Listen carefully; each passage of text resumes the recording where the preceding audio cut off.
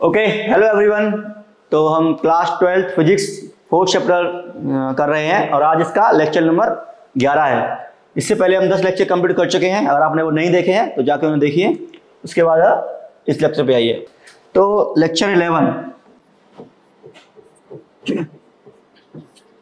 तो इसमें हम क्या पढ़ने वाले हैं? इसमें पढ़ने वाले हैं हम moving coil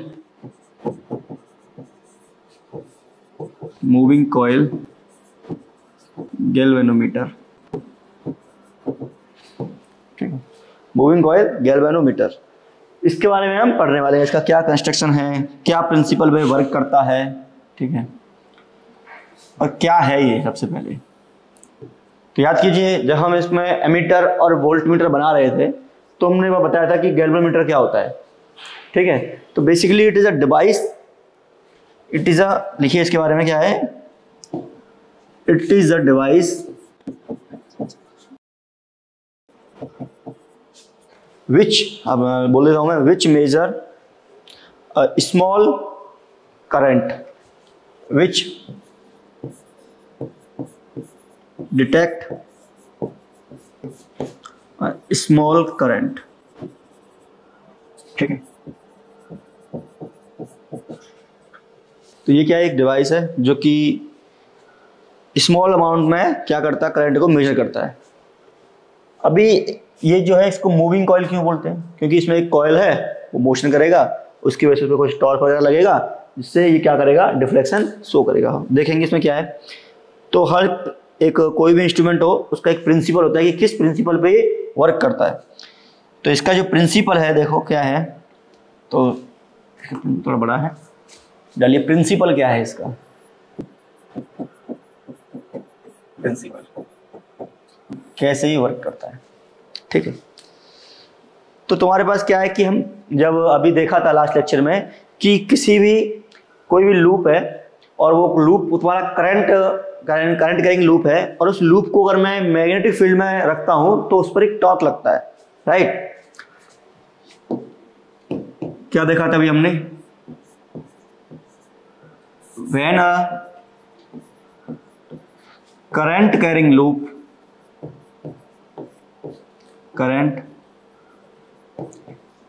loop placed in magnetic field,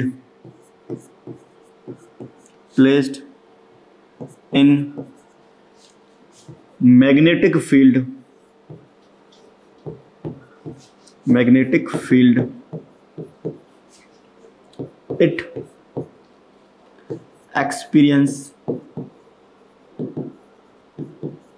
experience a torque, ठीक है। ये हमने देखा था कि कोई भी लूप है, अगर वो मैग्नेटिक फील्ड रखा है तो उसमें क्या लगता है, एक टॉर्क लगता है, राइट। तो ऐसे ही हम क्या करेंगे, एक कॉइल चूज करेंगे जिसमें n नंबर ऑफ टर्न होगा, ठीक है। क्या करेंगे हम, वी चूज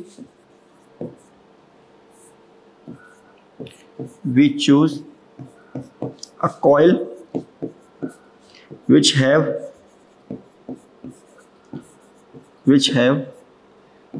n टर्न्स। समझ सकते हो, n टर्न है, ऐसा एक कॉइल हम क्या करेंगे, चूज करेंगे। जब इसको हम क्या करेंगे, एक मैग्नेटिक फील्ड में रखने वाले हैं, when placed in magnetic field, तो ये भी एक टॉर्क फील करेगा, राइट। मैं इसको लिख नहीं रहा हूं, आप ये टॉर्क फील करेगा, आगे पे आप लिख सकते हैं जो भी है। तो एक टॉर्क इस पे एक्ट करेगा, तो उस टॉर्क का क्या वैल्यू होगा, ये भी हम देख चुके हैं। जो टॉर्क का हमारे पास वैल्यू आता है, that is N I A B sine theta, ये वैल्यू आता है भाई टॉर्क का। ये लास्ट लेक्चर हमने इसको निकाला था। एन क्या है तुम्हारा, नंबर ऑफ टर्न्स, जो भी तुम्हारी कॉइल ली है उसमें कितने नंबर ऑफ टर्न है, ठीक है। आई, उस कॉइल में हमने कितना करंट फ्लो कराया है। ए है उस कॉइल का क्रॉस सेक्शन एरिया। बी क्या है, मैग्नेटिक फील्ड। एंड थीटा क्या है, क्रॉस सेक्शन एरिया और बी के बीच का एंगल, या फिर आप बोल सकते हो मैग्नेटिक मूवमेंट और बी के बीच का एंगल, ठीक है। अब क्या, जैसे ही इस पर एक टॉर्क एक्ट करेगा, ठीक है, जब टॉर्क एक्ट करेगा तो उस लूप से कनेक्टेड हम एक क्या करेंगे, एक नीडल, जो तुम्हारा डिफ्लेक्शन नीडल है उसको अटैच करेंगे। जब वो रोटेट करेगा तो वो डिफ्लेक्शन भी शो करेगा, राइट। तो उसको दिखाएंगे हम कि क्या क्या है। और इसमें ऐसा देखा गया कि जितना ज्यादा करंट, यहाँ देखिए, जितना करंट अप्लाई करेंगे हम इसमें, जितना ज्यादा करंट जो कॉइल है, जितना ज्यादा इसमें करंट अप्लाई करेंगे उतना ही ज्यादा मोर करंट क्या प्रोड्यूस होगा, उसमें टॉर्क प्रोड्यूस होगा। अब जितना उसमें टॉर्क प्रोड्यूस होगा उतना ही वो ट्विस्ट होगा, और जितना ट्विस्ट होगा उससे डिफ्लेक्शन अच्छा दिखेगा, राइट। डिफ्लेक्शन, तो ये है इसका कुछ प्रिंसिपल कि हम एक स्केल वगैरह सब कुछ में यूज करेंगे जो भी है। तो कैसा दिखता है ये देखिए एक बार। तो नॉर्मली क्या है तुम्हारा कि ये तुम्हारा कोई मैग्नेट है,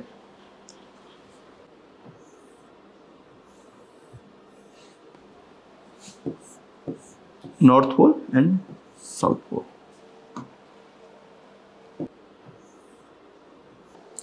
ये मैग्नेट है। अब इस मैग्नेट में क्या रखा है हमने, करंट कैरिंग कॉइल। देखिए सपोज माना ये तुम्हारा कोई टर्मिनल है, ये मैग्नेटरी नहीं है, ठीक है, ये तरह से स्विच मान सकते हो आप इसको। ये फिक्स पॉइंट है यहाँ पे,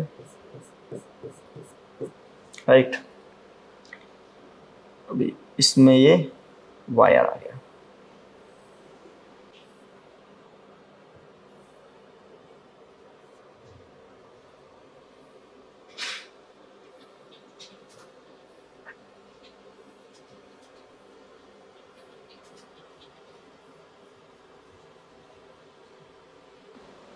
ठीक है।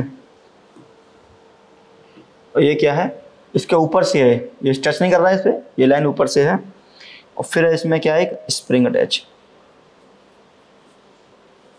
ठीक है। ये दूसरा वोल्टेज का टर्मिनल नहीं है, इससे हमारा टर्मिनल है जिससे करंट प्रोड्यूस होगा, राइट। ये तुम्हारा क्या है, स्प्रिंग, ठीक है। इसको बोलते हैं फाइन वायर, फाइन वायर, ठीक है। और ये तुम्हारा क्या है, कॉइल, राइट। तो अभी क्या है तुम्हारा, देखो ये सीन है, ये होता है कंस्ट्रक्शन। तो इसके अंदर एक टॉर्क लगता है, तो वो कितना टॉर्क था अभी हमने देखा, tau equal to N I A B sine theta, ठीक है। ये चीज में अप्लाई करती है, यही है ना formula, N I A B sine theta. जब भी हम इसमें करंट को फ्लो कराएंगे तो ये इसमें क्या लगता है, टॉर्क लगता है। अच्छा एक बात बताओ, इससे नॉर्थ से साउथ जो मैग्नेटिक फील्ड है वो मैग्नेटिक फील्ड रहेगा इसमें, और ये क्या रहेगा, इसका एरिया वेक्टर रहेगा, राइट। एरिया वेक्टर है और मैग्नेटिक फील्ड है, जो भी ऐसे मान लो ये मैग्नेटिक फील्ड है और ये इसका एरिया वेक्टर आ गया ए, ठीक है। तो एज द कॉइल रोटेट, अब देखो इसको थोड़ा समझियो, जब ये कॉइल रोटेट करेगा, ठीक है, ये तुम्हारा फाइन वायर है और ये क्या है तुम्हारा, फिक्स है यहाँ पे, राइट। ये तुम्हारा क्या है, पाइवट पॉइंट है, ये फिक्स है। अब देखो जब ये कॉइल रोटेट करेगा तो इस जो वायर है, इस वायर में क्या आएगी, ट्विस्टिंग आएगी, ठीक है, ट्विस्टिंग आएगी भाई। अब ये जो कॉइल है इसमें तो हम जब करंट फ्लो करा रहे हैं तब टॉर्क लग रहा है, एक टॉर्क इसका। अब ये जो कॉइल है इसमें लगेगा एक टॉर्शनल टॉर्क जो कि ट्विस्टिंग की वजह से आएगा, ठीक है। और ये कब तक ट्विस्ट करेगा भाई, जब तक इसकी वैलिडिटी होगी। जब ये टॉर्क और ये टॉर्क आपस में इक्वल होगा तो क्या करेगा, वो मैक्सिमम डिफ्लेक्शन शो करेगा, और उसी डिफ्लेक्शन को हम एक स्केल पे मेजर करेंगे और स्केल से करंट का वैल्यू आएगा हमारे पास। समझ में आया? तो क्या है, क्या सीन है बेटा, देखो इससे तुम्हें शायद बेटर समझ में आएगा। ये तुम्हारा जो व्हाइट है ये तुम्हारा क्या है, कॉइल है, राइट। और ये तुम्हारा क्या है, वो फाइन वायर है, ठीक है। तो ये कुछ इस तरह है, अभी के लिए ये सीन है इसका, इसको यहाँ रख देते हैं। स्प्रिंग भी है इससे अटैच और मैंने यहाँ पे शो नहीं किया, ये इस तरह है। अब ये जो फाइन वायर है मेरा, ये that is fix wire, right. अब जैसे ही मैं देखो इसको ट्विस्ट करूंगा तो अभी तो मूवेबल है, लेकिन अगर ये मैं इसको फिक्स कर दूं तो देखो इसके साथ साथ ये भी ट्विस्ट होगा, ये वायर भी इसके अंदर ट्विस्ट आएगा ना, तो वो जो ट्विस्ट आएगा इसकी वजह से इसमें क्या आएगा, रिस्टोरिंग टॉर्क आएगा, राइट। क्योंकि जैसे इसका मैं करंट क्रॉस करूंगा तो ये अपने आप को अपनी जो पोजीशन है उसको रीगेन कर लेगा, जो इसमें ट्विस्ट आया है उसको क्या कर लेगा, ये रीगेन कर लेगा। जैसे सपोज मानो कोई स्प्रिंग है, अगर उसमें हम फोर्स लगाएं तो क्या करती है, वो एक्सपेंड करती है। अगर जैसे इस फोर्स को हटा दिया जाए तो वापस से अपनी पोजीशन पे सेम आती है, राइट। ऐसे ही जब मैं इसके टॉर्क को हटाऊंगा, मींस इसका करंट फ्लो जो भी है उसको मैं डिक्रीज करूंगा या फिर बंद कर दूंगा, तो ये क्या करेगा, अपनी पोजीशन पे वापस से आएगा, राइट। तो यही है इसका प्रिंसिपल। क्या करता है ये, कोई भी कॉइल एक मैग्नेट फील्ड में रखा हो तो वो टॉर्क फील करता है, और वो टॉर्क एक रिस्टोरिंग फाइन वायर पे लगता है। जब वो बैलेंस होता है तो तुम्हारा डिफ्लेक्शन शो करता है, राइट। ठीक है, अब क्या देखने वाले हैं कि इसको थोड़ा सा एंगल पे रोटेट कीजिए, कि ये रोटेट करके थोड़े से एंगल पे आ गया। तो ये फिगर मैं दोबारा बनाता हूं, कलर चेंज करते हैं मैग्नेट फील्ड के लिए, तो यही कलर सही है। ये तुम्हारा आ गया मैग्नेट फील्ड,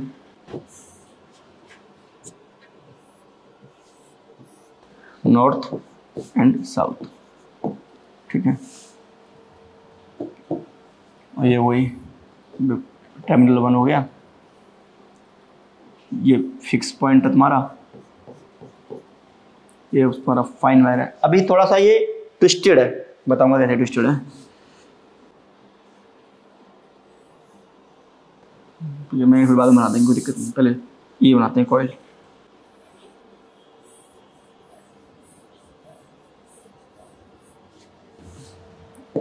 और ये हो गया बाहर की तरफ एक स्प्रिंग, ये टर्मिनल दूसरा, ठीक है। ये लग गया इसका एक और magnetic field south pole. Twisted क्या है कि सपोज मानो मेरा मैग्नेटिक फील्ड तो सेम ही है, पहले केस में क्या था, इस तरह था, राइट। अभी सेकंड केस में क्या किया मैंने, इसको थोड़ा सा ऐसे टिल्टेड टाइप किया है, ठीक है। क्या किया, टिल्टेड टाइप, जिससे मुझे एंगल दिखे इसके बीच में, जो इसका मूवमेंट है, मैग्नेटिक मूवमेंट है इस डायरेक्शन में। अगर इसको मैं एक आई करंट देता हूं, इसको मैं सपोज मानो इसमें से आई करंट आया, इसमें से आई करंट हम फ्लो कराते हैं तो इसमें कुछ मैग्नेटिक मूवमेंट होगा, तो मैग्नेटिक मूवमेंट का डायरेक्शन और ये जो करंट का डायरेक्शन है इसमें एक एंगल बनना चाहिए। तो एंगल बनाने के लिए मैंने इसको क्या किया, ट्विस्ट किया। As the coil the fine wire and spring wire start twisting as, तो इसमें क्या देखते हैं, as we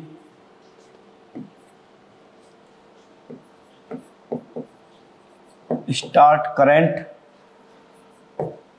in the coil.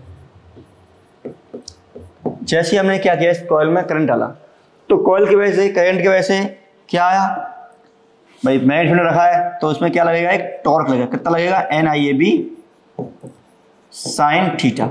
ये हम लास्ट लेक्चर में इसको ड्राइव कर चुके हैं कैसे आता है, ठीक है। जब ये टॉर्क लगेगा इसमें, अप्लाइड टॉर्क है, अब यही टॉर्क किस पे एक्ट करेगा, ये जो ट्विस्टिंग वायर है और तुम्हारा क्या है, स्प्रिंग है, इसमें क्या होगा तुम्हारा, इसकी वजह से, इस टॉर्क की वजह से क्या होगा, spring and fine wire start twisted. समझ आ गया ना, ये फाइन वायर ट्विस्ट कैसे हो रहा है भाई। इसके अगर मैं नीचे वाले पोर्शन को ऐसे ट्विस्ट कराऊं तो देखो ये भी तो ट्विस्ट होगा ना, मतलब इसको अगर मैं मूव कराऊं तो ये भी तो ट्विस्ट होगा। अगर ये फिक्स पॉइंट पे है तो इसमें कुछ तो ट्विस्ट आएगा ना, ठीक है, ऐसे स्प्रिंग की तरह, राइट। तो उसी को क्या बोलते हैं हम, फाइन वायर। जो ये फाइन वायर है, ये फाइन वायर तुम्हारा, ये क्या करेगा, ट्विस्ट करेगा और उसमें क्या लगेगा, टॉर्क लगेगा। तो उसको बोलेंगे क्या हम, फील अ टॉर्क, और उसको बोलेंगे क्या, टॉर्शनल, टॉर्शनल, हाँ, torsional torque, torsional torque, torsional या फिर स्ट्रेन बोल सकते हैं इसको, ठीक है, टॉर्जनल स्ट्रेन। और इसका एक और है फील और टॉर्क, यानी कि इसको बोल सकते हैं क्या, रिस्टोरिंग टॉर्क। रिस्टोरिंग टॉर्क क्यों बोला इसको, कि जैसे ही करंट को ऑफ करेंगे तो वापस से ये ट्विस्टिंग वायर है अपने पोजीशन पे जो पहले था इसका सेम पोजीशन पे आएगा, तो इसको बोलेंगे कि रिस्टोरिंग टॉर्क, ठीक है। तो ये किस तरह दिख रहा है, मैंने आपको दिखाया भी, ये क्या सीन है इसका।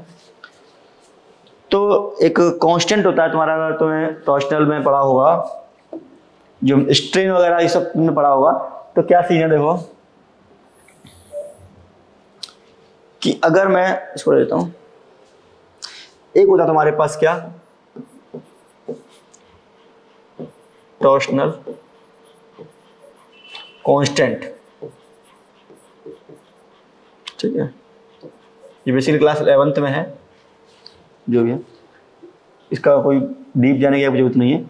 ये इतना बताता है कि कितना उसमें ट्विस्टिंग हो रहा है, ठीक है। सी का वैल्यू क्या होता है हमारा, कि कितना उसमें ट्विस्टिंग हो रहा है, कि अगर मेरा कोई तो वायर है, ये वायर है, अगर मैं इसको ट्विस्ट कर रहा हूं तो किस अमाउंट में, यानी किस एंगल, अगर मैं इसको 10 डिग्री घुमाता हूं तो ये कितना ट्विस्ट हुआ, इसको 20 डिग्री घुमाऊंगा तो ये कितना ट्विस्ट हुआ, ये बताता है क्या तुम्हारा टॉर्शनल कांस्टेंट।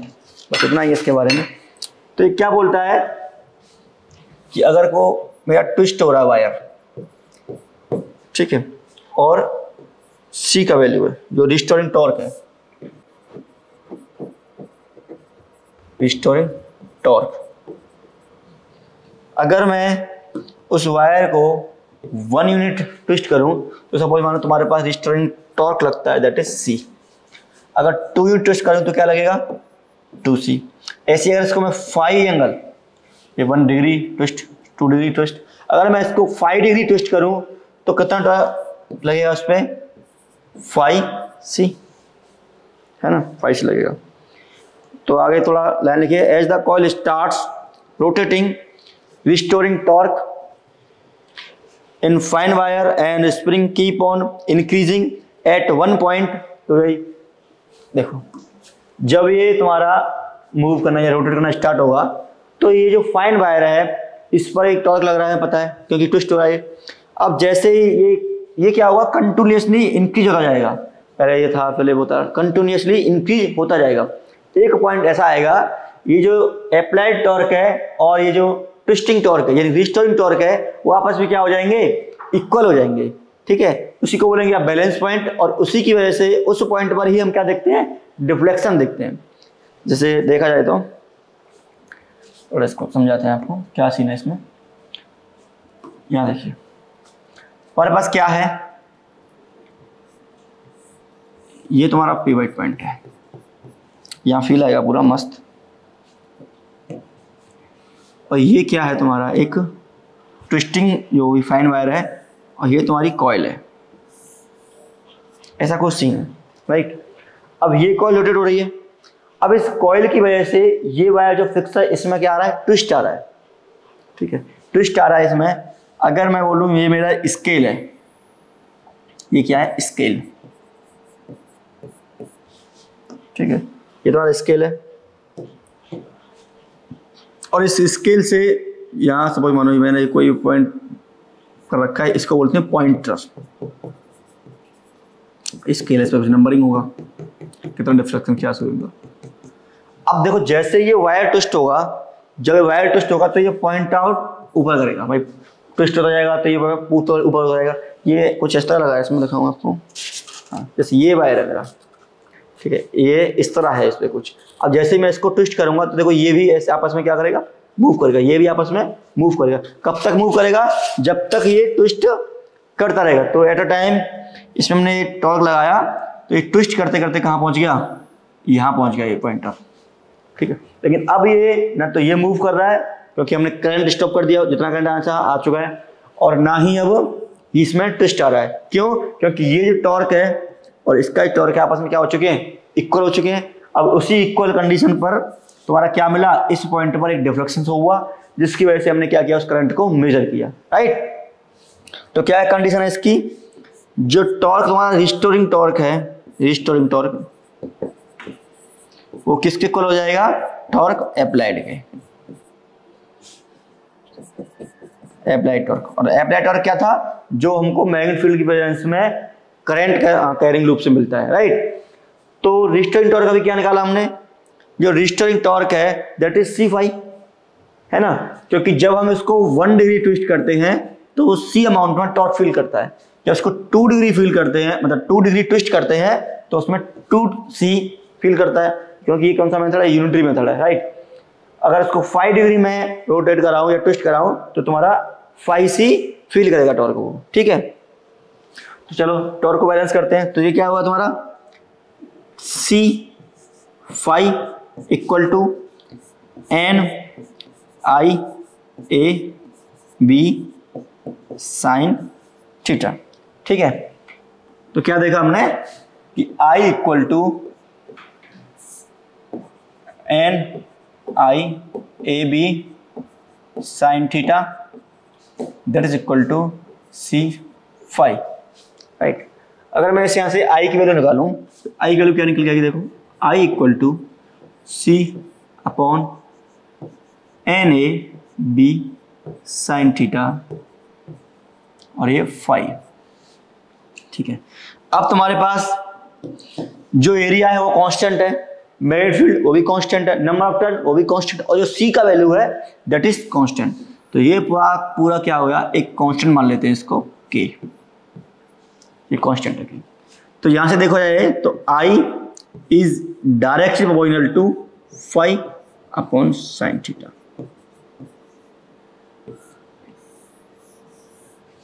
ये हमें मिला। और हमने भी जो देखा था कि जितना ज्यादा तुम्हारा टॉर्क होगा, जितना ज्यादा करंट आता है उतना ही टॉर्क होगा, उतना अच्छा तुम्हारा क्या होगा, डिफ्लेक्शन होगा, ठीक है। एक और चीज, जितनी अच्छी वो टॉर्क होगा इसका मतलब जितना अच्छा उसमें ट्विस्ट आएगा। इसका मतलब क्या है कि हमारे पास जो होता है I is dash equal to phi, हमें ये चीज प्रूव करनी है। फाई क्या है तुम्हारा, उसका ट्विस्टिंग। अब जितना अच्छा ट्विस्टिंग कर पाएगा वो, भाई कोई तो है कि कोई गैल्वेनोमीटर है वो सेम करंट पर 10 डिग्री ट्विस्ट करेगा, अब कोई गैल्वेनोमीटर है सेम करंट पर 30 डिग्री ट्विस्ट करेगा। भाई सपोज मानो हमारे पास एक गैल्वेनोमीटर है जिसका मैंने फाई एंगल 30 डिग्री किया, तो वो क्या हो गया, 30 डिग्री फाई एंगल पर सेम करंट पर आई इक्वल टू 5 एम्पियर, जो फाई आया वो 30 डिग्री आया। सेम दूसरा galvanometer I equal to 5 ampere पर, ये दूसरा गैल्वेनोमीटर है, उसमें क्या हुआ 40 डिग्री आया। मीन्स जिसका ट्विस्टिंग ज़्यादा उसमें क्या होगा तुम्हारा, उसकी इतनी सेंसिटिविटी ज़्यादा होगी भाई। इसका मतलब एक और चीज़, जो मेजरमेंट है करंट का वो उतना ही अच्छा कर पाएगा। अप्लाई तो हमने सेम करंट किया है, लेकिन अगर मैं इसको ऐसे बोलूँ कि ये तुम्हारा स्केल है, ठीक है, तो पहले मैंने जो अप्लाई करंट किया था वो सपोज मानो इतना यहाँ तक ट्विस्ट हुआ, यहाँ से ट्विस्ट हुआ तो उसने एक वैल्यू मुझे दे दी, ठीक है। अगर जब मैंने सेकंड टाइम पे कोई सेकंड किलोमीटर लिया तो उसमें भी करंट डाला मैंने, तो उसमें क्या हुआ, मुझे 40 डिग्री ट्विस्ट मिल गया। इसका मतलब क्या है, जब 30 डिग्री है तो 40 डिग्री यहाँ ट्विस्ट मिल गया, तो उसने ये वैल्यू दी। तो कौन सा बेटर है, ये अच्छा है या ये बेटर है, ये अच्छा है ना, क्योंकि इसने एक्यूरेट वैल्यू दी है, राइट, और अच्छी वैल्यू दी है, रीडिंग अच्छी दी है इसने। तो इसका मतलब ये प्रूव करना है हमें कि जो करंट है, हमें मेजर करंट, वो ट्विस्टिंग के डायरेक्टली प्रोपोर्शनल है। अब बात आती है कि ये जो थीटा एंगल क्यों आ रहा है इसमें, भाई कहीं तो अगर ऐसा हुआ कि थीटा का वैल्यू 0 हो गया बाय मैग्नेटिक मोमेंट और तुम्हारा जो वो क्या कहते हैं उससे, मैग्नेटिक फील्ड और मैग्नेटिक मोमेंट दोनों अगर पैरेलल हो गए तो 0 हो जाएगा। इसका मतलब वहां पे तो करंट फ्लो ही नहीं करेगा, डिफ्लेक्शन फुल हो जाएगा, इन्फिनिट हो जाएगा। तो इसीलिए हमें इस थीटा को टर्म को हटाना पड़ेगा, थीटा के टर्म को हटाना पड़ेगा। अब थीटा का टर्म कैसे हट सकता है, सोचो भाई, ये साइन थीटा का टर्म है, इसको मुझे रिमूव करना है। भाई रिमूव का मतलब ये थोड़ी है इसको मैं कहीं खा जाऊं कुछ भी करूं, इसका मतलब है इसका वैल्यू मुझे चाहिए 1। भाई 1 का मतलब है इसको रिमूव करना, सिंपल सा। तो 1 चाहिए, तो साइन थीटा 1 मीन्स मुझे थीटा का वैल्यू 90 डिग्री चाहिए, ठीक है। थीटा का वैल्यू कितना चाहिए, 90 डिग्री। अब थीटा क्या है, वो भी कब चाहिए, ऑलवेज, जब मूव करे हमेशा मुझे थीटा का वैल्यू 90 डिग्री ही फील होना चाहिए। इस केस में तो थीटा चेंज होगा, क्योंकि इतना है, ऐसे है, ऐसे है, वैसे गोल गोल मूव करेगा। इस केस में थीटा तुम्हारा चेंज होगा। मुझे ऐसा करना है कि मेरा थीटा 90 ही रहे, जिसकी वजह से जो टॉर्क है, अगर थीटा 90 रहेगा तो जो टॉर्क है, रिस्टोरिंग टॉर्क C फाई है, that is I equal to NAB, और I इक्वल टू यहां से क्या लगेगा, C फाई अपॉन NAB, यही है ना। हाँ, और यहां से जो I इक्वल टू है वो फाई के डायरेक्ट अपोजिट आएगा, बस ये सी मिलना चाहिए मुझे। इसको पाने के लिए मुझे क्या करना पड़ेगा, साइन थीटा को 1 करना पड़ेगा। उसके लिए मुझे थीटा को करना पड़ेगा 90, क्योंकि एंगल है किस किस के बीच में, मैग्नेटिक मोमेंट या फिर एरिया वेक्टर और मैग्नेटिक फील्ड के बीच में। ठीक है, तो अब क्या करूंगा मैं, इस चीज को हटाने के लिए क्या करूंगा, वी यूज, क्या किया हमने, फिर ये पाने के लिए हमने क्या किया, we use radial magnetic field.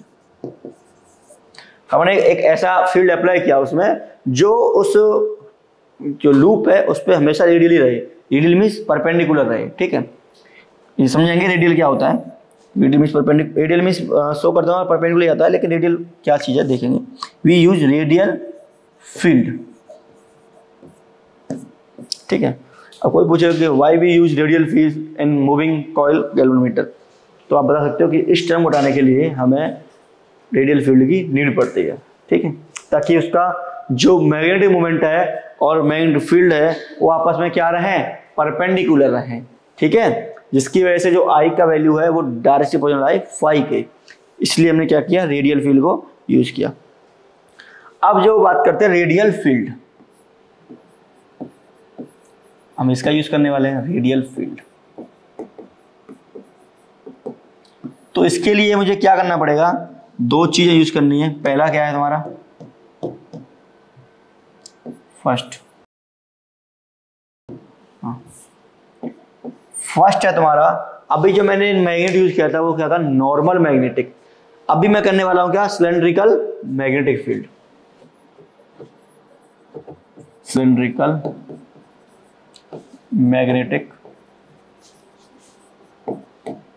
Magnetic. अब ये क्या होता है, ये कुछ सिलेंडर टाइप में होगा, है ना। अभी तो एकदम नॉर्मल था, अभी क्या होगा, कुछ सिलेंडर टाइप में होगा। जैसे कि वैसे बनाया तो वो भी ऐसा ही था हमने, ये अच्छा मैं टॉप व्यू देखूंगा तो मुझे देखेगा कि हाँ ये सिलेंडर के दो पाइप हैं। हाँ, इसको थोड़ा एनालाइज करने के लिए आप क्या कर सकते हो, पाइप होगा, पाइप, हाँ ये पाइप है, और इसको मैं बीच में से कट कर दूं तो देखो, और थोड़ा सा उसको डिस्प्लेस कर दूं तो क्या दिखेगा, ऊपर से वही फील्ड हमने क्या किया, यहाँ पे यूज किया, ऐसा फील्ड हमने यूज किया। राइट भाई, ये सिलेंडर का पाइप ऐसा होता है। अगर इसको बीच में से कट करने के बाद हम शो करें तो देखो इस, और दोनों पार्ट को अलग कर दिया जाए तो देखो ऐसा हो जाएगा। तो ऐसा फील्ड हमने क्या किया, इसमें यूज किया। समझ में आ गया, पहला सिलेंड्रिकल फील्ड। दूसरा क्या किया, दूसरी इसमें हमने एक सॉफ्ट आयरन कोर भी यूज की। क्या किया, रेडियल फील्ड बनाने के लिए एक तो ये यूज किया, दूसरा क्या किया हमने, सॉफ्ट आयरन की कोर। ठीक है, वो भी कैसी थी तुम्हारी, ये भी तुम्हारी शेप में सिलेंड्रिकुलर ही थी, CYLIN, सिलेंड्रिकुलर शेप जो भी है, वो भी तुम्हारी क्या थी, सिलेंड्रिकुलर शेप में था। ये सीन हमने यूज किया। तुम्हारे पास एक डायग्राम निकल के आया, देखो मैं पहले डायग्राम बनाता हूँ, फिर उसके बाद तुम्हें समझाऊंगा पूरा अच्छे से कंसेप्ट। ठीक है, ये N है, ये S है। अब क्या है, ये जो मैं दिखा रहा हूं मैं डायग्राम का टॉप व्यू, VEIO व्यू। अगर वो सिलेंड्रिकल कोर है तो ऐसा आएगा कुछ, क्योंकि हम उसको टॉप से देख रहे हैं, सिलेंडर तो पूरा गया अंदर तक, टॉप व्यू ऐसा आएगा। और क्या किया हमने, उस सॉफ्ट आयरन कोर पर हमने क्या किया, उस वायर को बाउंड किया। जैसे सपोज मानो ये मेरा सिलेंडर था, सिलेंड्रिकल कोर थी। ठीक है भाई, अब इस पे क्या करूंगा मैं, वायर्स की बाउंडिंग करूंगा, मस्त ऐसे वायर की मैंने बाउंडिंग कर दी, तो वो सीन है वहां पे, राइट। तो ये सपोज मानो मैंने वायर की, ये वायर है मेरा जो भी है, राइट। अब देखो, और इसका जो एरिया वेक्टर है दैट इज, अब इसका एक एरिया वेक्टर होगा इस लूप का, ये मैंने लूप बनाया है, इसका एक एरिया वेक्टर होगा that is this side area vector, ठीक है। चलो अब क्या है, ये तुम्हारा जो वायर है वो क्या है, जो सॉफ्ट आयरन कोर है वो क्या है तुम्हारा, स्ट्रॉन्ग फेरोमैग्नेटिक मटेरियल, इससे क्या है मैक्सिमम मैग्नेटिक फील्ड को यहां से पास कराएगा, वो सब ठीक है। अब देखो इसका जो फील्ड का डायरेक्शन है ये ऐसे आएगा कुछ, इसी को बोलते हैं रेडियली, मींस इसका जो सपोज मानो अगर मैं इसको सर्कल मानूं तो जो सेंटर है उससे एक रेडियस जाएगा, जो रेडियस के अलोंग जो फील्ड लगता है उसको बोलेंगे क्या हम, रेडियल फील्ड, राइट। ऐसे आएगा ये, नहीं ऐसे जाएगा, ऐसे निकलेगा ना, आएगा क्यों, निकलेगा, ठीक है। तो भाई रेडियल फील्ड हो गया। अब कोई तो फील्ड इस वायर से ऐसे जाएगा और ऐसे पास करेगा इससे, ठीक है। अब देखो फील्ड और ये क्या होंगे आपस में, फील्ड एंड ये क्या रहेंगे आपस में, परपेंडिकुलर रहेंगे, और यही हमें चाहिए। देखो ये वाला जो फील्ड है इस वायर के थ्रू ऐसे जाएगा, और जिस वायर के थ्रू ऐसे जाएगा, देखो फील्ड एंड ये जो एरिया है आपस में क्या रहेंगे, परपेंडिकुलर चाहिए, और यही हमें चाहिए था, ठीक है।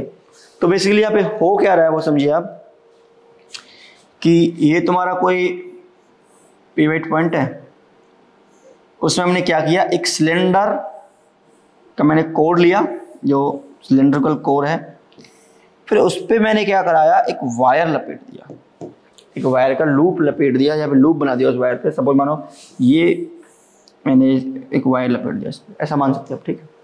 अब देखो अभी इस वायर का जो एरिया है वो इस साइड है, समझ आ रहा है, अभी इस वायर का एरिया इस साइड है। अगर इसको मैं ट्विस्ट करा, ये टॉर्क फील करेगा तो ये सिलेंडर ट्विस्ट होगा, जब ये सिलेंडर ट्विस्ट होगा तो देखो इसका एरिया भी आपस में क्या होता जाएगा, ट्विस्ट होता जाएगा। और फील्ड कैसा तुम्हारा, जो फील्ड है वो हमेशा क्या है, रेडियल है, ऐसा नहीं बनाते रेडियल, फील्ड क्या है हमेशा हर डायरेक्शन से रेडियल है, ठीक है। जब जब ये ट्विस्ट करता जाएगा, अभी सपोज मानो ये है, अगर मैं इसको ऐसे ट्विस्ट कर दूं तो ट्विस्टिंग के बाद कुछ एंगल ट्विस्ट किया है, ट्विस्टिंग के बाद सपोज मानो ये हो गया इसका वायर, ठीक है, ये हो गया। अभी देखो इसका एरिया कहाँ हो गया, ये हो गया, तो कौन सा फील्ड पास कर रहा होगा इससे, ये वाला फील्ड। अभी भी देखो फील्ड 90 डिग्री है, मींस हर कंडीशन में कितना भी ट्विस्ट करता जाए, इसका जो एरिया वेक्टर है और मैग्नेटिक फील्ड है ऑलवेज भी परपेंडिकुलर, ठीक है। समझ में आ रहा है, समझने के लिए आप कर सकते हो, ये ग्लास है, राइट। अगर इसमें मैं एक वायर की बाउंडिंग कर दूं और फिर इसको मैं ट्विस्ट कराऊं, ठीक है, तो मैग्नेटिक फील्ड इसका रेडियल है, तो रेडियल मैग्नेटिक फील्ड की वजह से जो एरिया है वो हमेशा क्या रहेगा, उस पर परपेंडिकुलर रहेगा, वो ये हमें चाहिए था, ठीक है। तो इसमें आप लिख सकते हो, here A and B is always, थोड़ा टॉपिक को समझिए, बुक से पढ़िए, फिर उसको फील कीजिए कि इसमें बेसिकली हो क्या रहा है, right. Always here A and B is always perpendicular, इसकी वजह से क्या देगा तुम्हारा, थीटा इक्वल टू 90 डिग्री। अगर A परपेंडिकुलर है तो मैग्नेटिक फील्ड भी, जो मैग्नेटिक मूवमेंट है वो भी क्या होगा, परपेंडिकुलर है, ठीक है भाई। इस पे ये भी है ना कि ये तुम्हारा फाइन वायर है, फाइन वायर, और ये जो कि यहाँ पे फिक्स है, ये पॉइंट है, ये पॉइंट हमारा करंट फील्ड के लिए, इसको नीचे कर दो करंट आएगा। ये तुम्हारा स्प्रिंग है, ठीक है, ये भी एक फिक्स है, ऐसा कुछ इसका कंस्ट्रक्शन होता है। तो अभी हम देखने वाले हैं कि क्या रिजल्ट निकल के आया उससे। तो उस रिजल्ट क्या, हम तो प्रूव कर चुके थे उसको, तो क्या रिजल्ट था कि T restoring equal to T applied, T नहीं टाउ, ये क्या था, C phi that is I N A B, और इस साइन थीटा। अब थीटा का वैल्यू कितना हो गया इसमें, अभी थीटा को कर दिया हमने 90 डिग्री, ठीक है। जब थीटा 90 हो गया तो कितना निकल गया, I N A B equal to C phi, then I equal to C N A phi, ये तो यहाँ से मिल गया I is direct equal to phi. यही हमें चाहिए था, जितना ज़्यादा ट्विस्टिंग उतनी अच्छी रीडिंग, जितना ज़्यादा ट्विस्टिंग उतनी अच्छी रीडिंग, यही हमें चाहिए था। ठीक है भाई, हो गया। तो अगर पूछे कि हमें रेडियल फील्ड क्यों चाहिए, तो पहला आंसर लिखोगे आप टू रिमूव द एक्सप्रेशन लिखना ये वाला, to remove this sine theta we need radial field. दूसरा लिखोगे we also need the area vector और magnetic field is always to be perpendicular, जिससे कि साइन थीटा का टर्म नहीं है, वो एक ही बात है, कैसे भी लिखो उसको। तो ये था तुम्हारा क्या, मूविंग कॉइल गैल्वेनोमीटर।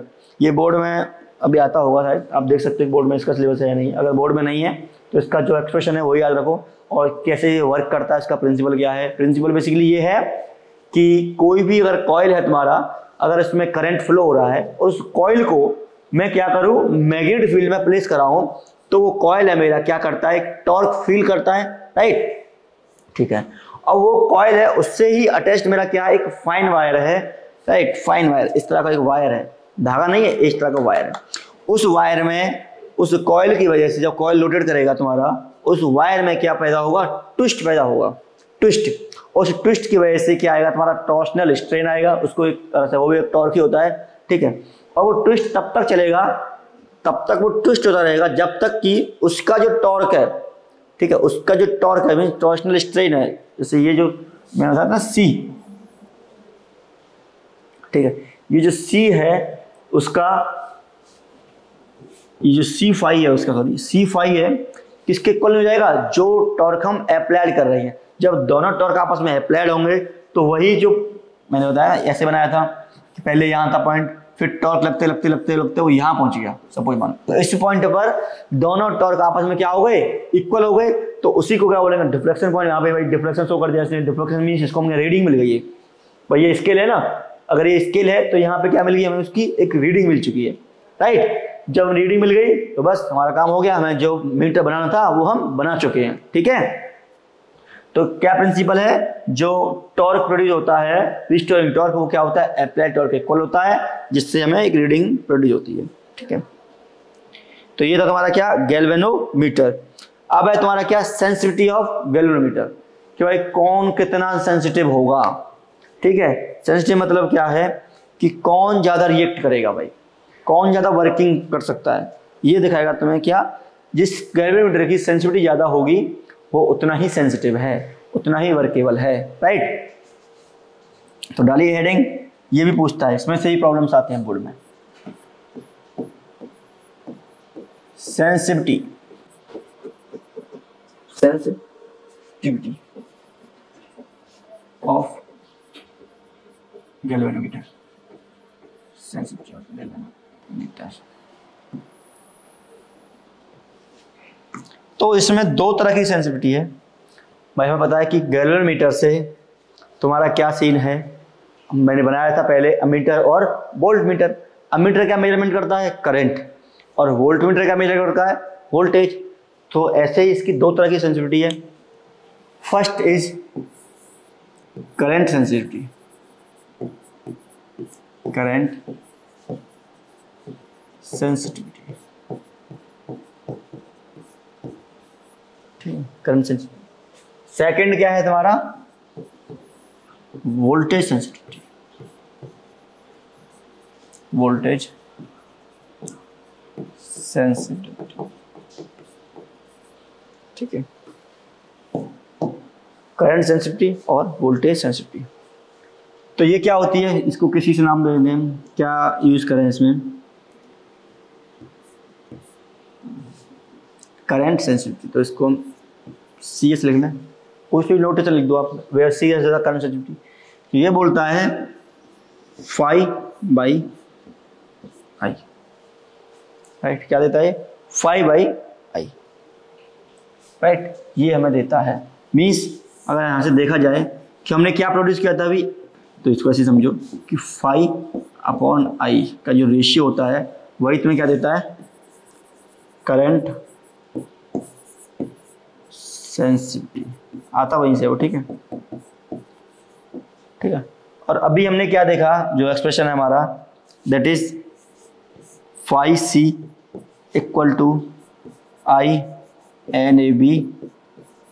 ठीक है, तो यहाँ से अगर मैं फाइव बाई सी का रेशियो निकालूँ, फाइव बाई सी का रेशियो, फाइव बाई आई का ratio, sorry five by I का रेशियो निकाला जाए तो ये क्या निकल के आएगा तुम्हारा, फाइव बाई आई का जो रेशियो है that is N A B upon C. तो तुम्हारा जो करंट सेंसिटिविटी का वैल्यू है that is equal to N A B upon C. Note कर लो इस फॉर्मूले को, ठीक है। करंट सेंसिटिविटी ये आता है। ऐसे ही सेम तुम्हारे पास क्या आएगा, वोल्टेज सेंसिटिविटी। तो ये क्या हो जाएगा तुम्हारा, फाई अपॉन वी। ठीक है, जो वोल्टेज मेजर करेगा, और वी इक्वल टू क्या होता है, I R. V equal to I R, तो यहाँ पे क्या पुट करोगे आप, फाई अपॉन आई आर। ठीक है, फाइव बाई आई की वैल्यू क्या थी, देखो फाइव बाई आई की वैल्यू क्या है, N A B upon C. तो ये क्या देगा, N A B upon C R. ये देखो, ये तुम्हारी क्या आ गई, वोल्टेज सेंसिटिविटी। ठीक है, ये वोल्टेज सेंसिटिविटी है, ये करंट सेंसिटिविटी है। अच्छा, एक नोट पॉइंट है जो कि काफ़ी इंपॉर्टेंट है। समझ में आ गया ना, सेंसिटिव मीन्स कितना ज़्यादा वो सेंसिटिव है गैल्वेनोमीटर, कितना ज़्यादा अच्छी रीडिंग दे रहा है। तो एक नोट पॉइंट है ये कि तुम किसी भी गैल्वेनोमीटर की करंट सेंसिटिविटी इंक्रीज कर सकते हो without increasing on voltage sensitivity. ठीक है, क्या नोट पॉइंट है आपको इसका, नोट पॉइंट है ये एनसीईआरटी में लिखी हुई है ना। वी में इंक्रीज करंट sensitivity without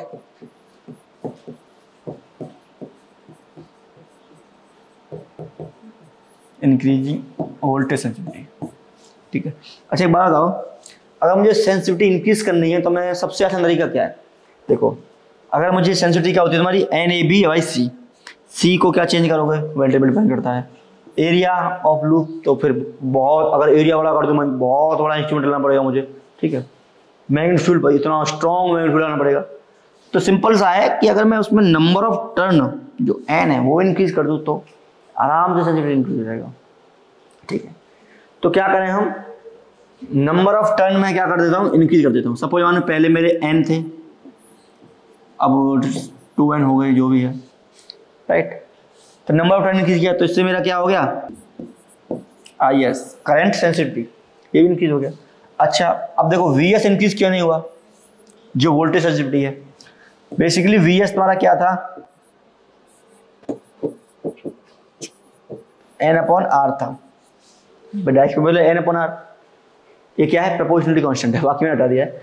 अगर एन टू एन हो गया तो उसका जो रेजिस्टेंस है वो भी चेंज होगा। भाई अगर मेरा ये वायर है, इसका रेजिस्टेंस आर है, अगर ऐसे ही मैं 2 टर्न लगा दूं तो इसका 2R हो जाएगा। ठीक है, तो आपस में क्या करेगा, वो बैलेंस करेगा, जिसकी वजह से तुम्हारा वीएस पे इफेक्ट नहीं पड़ेगा। तो ठीक है, आज के इस लेक्चर के बाद हमारा ये 4th चैप्टर है वो कंप्लीट हो चुका है। आप एनसीईआरटी की प्रॉब्लम कीजिए। ठीक है, जो भी आपको प्रॉब्लम समझ नहीं आता है वो आप कमेंट में पिन कर सकते हो, फिर उसका सॉल्यूशन आपको या तो पीडीएफ सॉल्यूशन मिल जाएगा या फिर आपको वीडियो सॉल्यूशन प्रोवाइड किया जाएगा। इसके बाद हम नेक्स्ट लेक्चर स्टार्ट करेंगे, दैट इज 5th लेक्चर। ठीक है, तो थैंक यू।